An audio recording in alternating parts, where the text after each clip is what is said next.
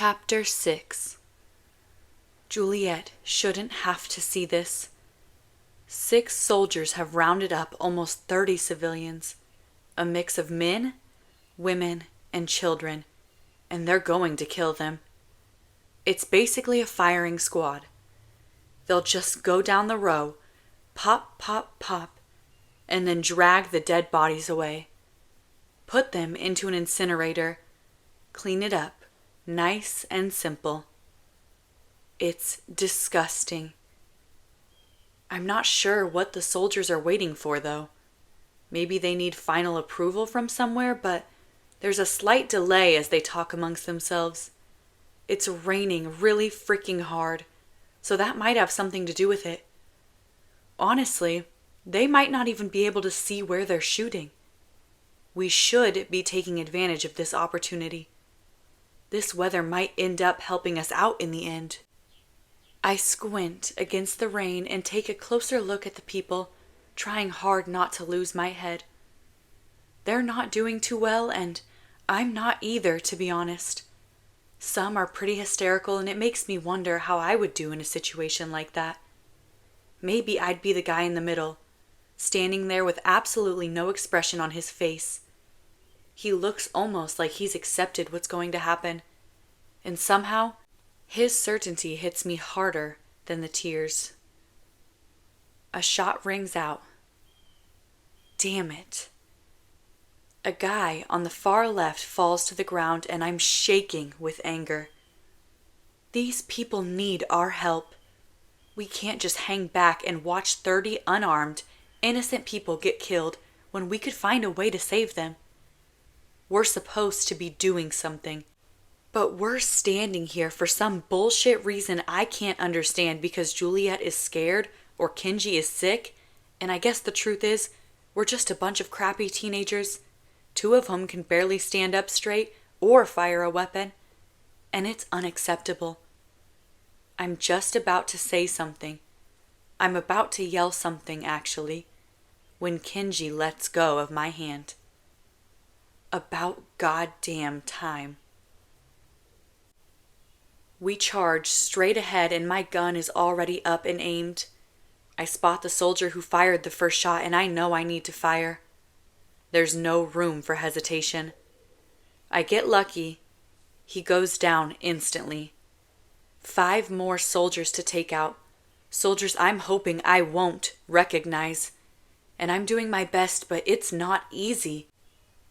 It was pure luck that got me that first target. It's almost impossible to shoot well in this weather. I can barely see where I'm going, much less where I'm shooting, but I drop to the ground just in time to avoid a stray bullet. At least the rain is making it hard for them to take us out, too. Kenji is making miracles happen today. He's invisible now and working fast. He's staying sharp despite being injured, and he's just a part of the wind, taking out 3 soldiers in one go. 2 soldiers are left, and they're distracted by Kenji's dance just long enough for me to take one down. 1 more left, and I'm about to take him out too, when I see Juliet shoot him from behind. Not bad. Kenji reappears just then, and he starts bellowing for the civilians to follow us back to shelter, and Juliet and I join in, doing what we can to get them to safety as quickly as possible. There are a few compounds still standing, and they should be enough.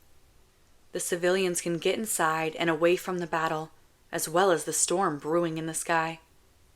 And even though their gratitude is touching, we can't stop long enough to talk to them. We have to settle them back into their homes and then keep moving. It's what I've always done.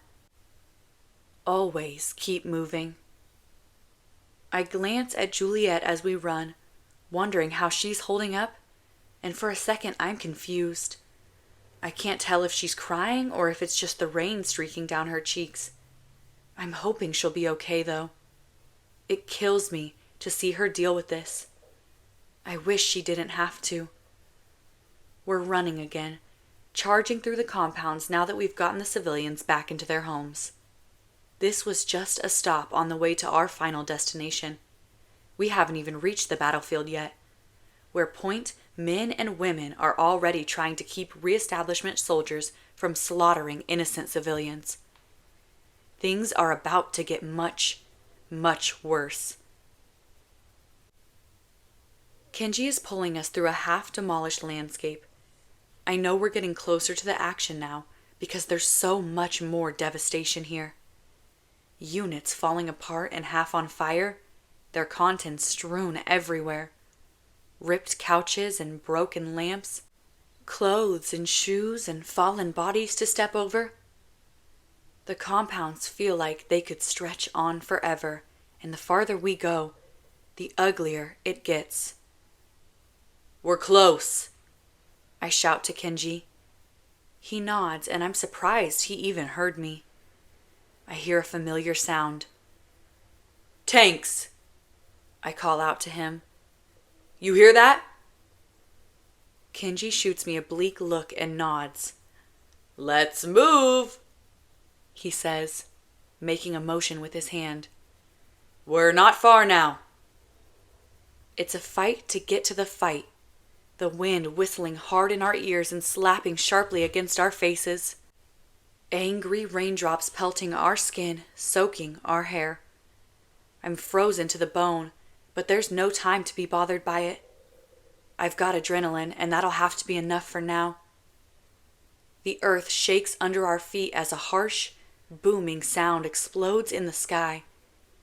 In an instant, the horizon is lit on fire, flames roaring in the distance. Someone is dropping bombs, and that means we're already screwed. My heart is beating fast and hard, and I'd never admit it out loud, but I'm starting to get nervous. I glance at Juliet again. I know she's probably scared, and I want to reassure her, to tell her everything is going to be okay, but she doesn't look my way. She's in another world, her eyes cold and sharp, focused on the fire in the distance. She looks different, a little scary even. Somehow that worries me even more. I'm paying such close attention to her that I almost trip. The ground is slick underfoot and I'm up to my ankles in mud. I pull my legs free as we forge ahead, gun steady in my hands, and focus. This is it.